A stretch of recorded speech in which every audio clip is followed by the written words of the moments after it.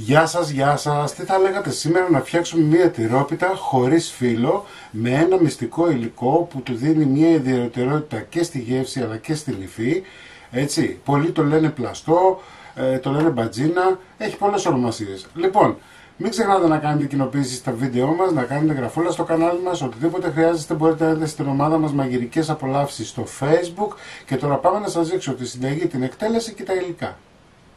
Ανάβουμε το φούρνο μας στους 180 βαθμούς αντιστάσεις. Εντάξει. Εδώ έχω 3 αυγά.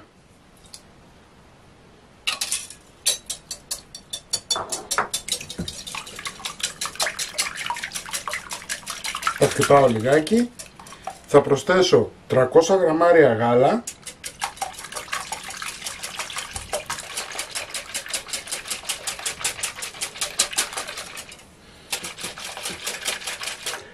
...150 γραμμάρια σπορέλαιο, είτε ηλιέλαιο είτε καλαμποκέλαιο. Θα σας πρότεινα καλαμποκέλαιο αν έχετε, αν δεν έχετε δεν πειράζει, και το ηλιέλαιο μια χαρά είναι.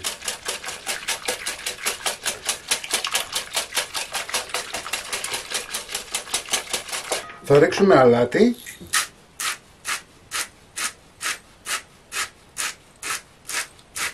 Μισό κουταλάκι του γλυκού, μην το παρακάνετε γιατί θα μπει φέτα μέσα. Πιπέρι.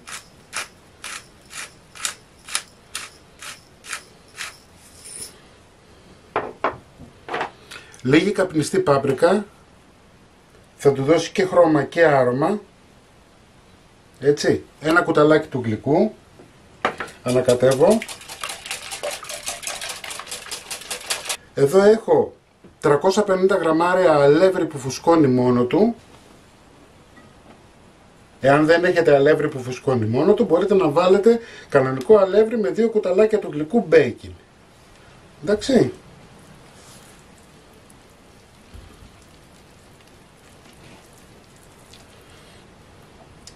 Μία κουταλιά της σούπας ξύδι. Θα δώσει απίστευτη τραγανότητα και θα ενεργοποιήσει το ζυμάρι μας να γίνει λίγο πιο φουσκωτό. Έτσι. Θα χρειαστούμε 400 γραμμάρια σύνολο φέτας. Έτσι, θα βάλουμε 250 γραμμάρια μέσα στο ζυμάρι.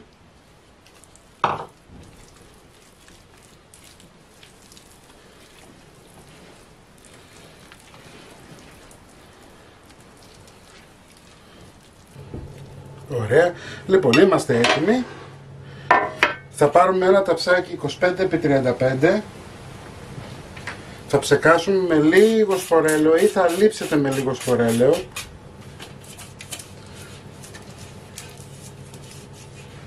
Ωραία. Θα ρίξουμε τη ζύμη μας.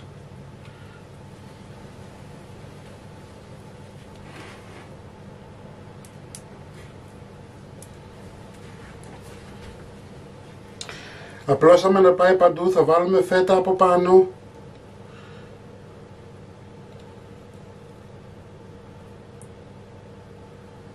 ...150 γραμμάρια φέτα είναι αρκετή, θέλουμε να φαίνεται. Και τέλος θα βάλουμε 30 με 40 γραμμάρια βούτυρο. Διάσπαρτα επάνω στο ζυμάρι.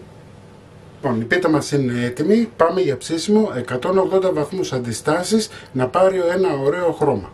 Λοιπόν, η πιτούλα μας είναι έτοιμη, να τη φτιάξετε όλοι, γίνεται φανταστική, πιστέψτε με.